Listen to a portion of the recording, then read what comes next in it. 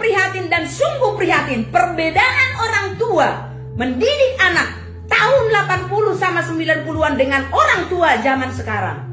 Dan cara guru juga mendidik zaman tahun 80 90-an dengan zaman sekarang sangat jauh berbeda. Karena apa?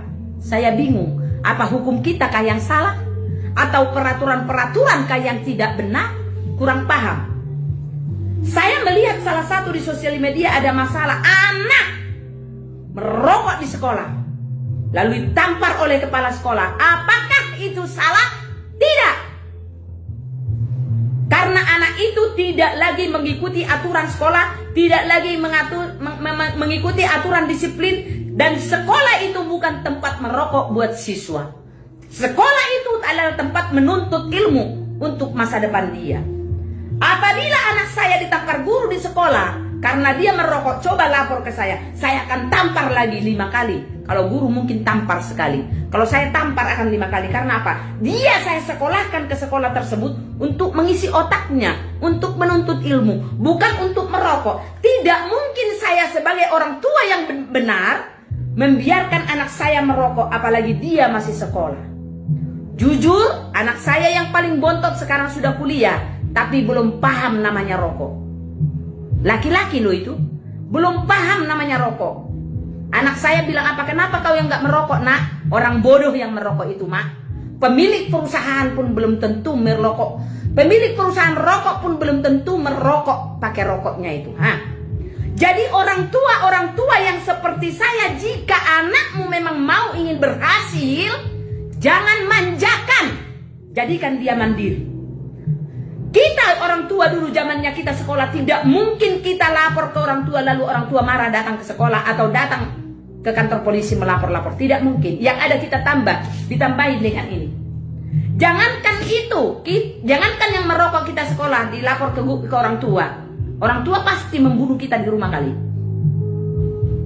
Membunuh dengan kata-kata. Artinya kau kurang ajar, maksud kau, bukan waktunya kau merokok di sekolah. Kau kan masih sekolah, tidak bisa merokok. Pasti orang tua bilang begitu, mungkin menampar kita lagi.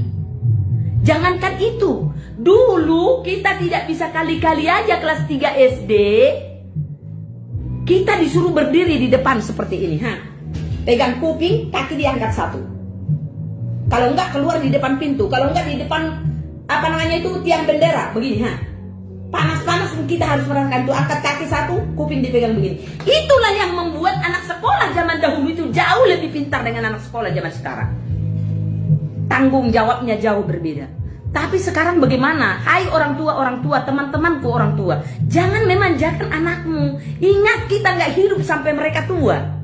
Kalau mereka tidak mandiri dari sekarang, nanti dia bagaimana setelah kita tidak ada? Terus kalau kita biarkan sekarang ini anak-anak sekolah, kita biarkan guru juga membiarkan seperti ini, karena guru tidak mau dipecat, dia pengen makan. Tapi kalau kita melakukan seperti ini, guru menasehati bahkan memukul kalau tidak benar. Kenapa guru sampai mau memukul? Itu karena dia sayang. Tidak akan berani dia memukul kalau dia tidak sayang, kecuali ada kebencian ya. Tapi kalau anak merokok di sekolah, itu anak yang tidak benar. Aku juga sebagai orang tua tidak membela dia, seandainya ada anakku seperti itu. Tapi ya herannya kepala sekolah tersebut malah dipecat dan tidak bekerja lagi. Luar biasa hukum di negara kita sekarang bagaimana. Dan orang tua yang sampai membawa ke kantor polisi karena anaknya merokok di sekolah. Bagaimana tanggung jawab kita sebagai orang tua? Saya tidak menyalahkan siapa-siapa, tapi mikirlah kita sebagai orang tua melaporkan guru yang memukul dan memarahi anak kita karena merokok. Pikir, bagaimana lagi anakmu itu di rumah, apalagi di sekolah seperti itu?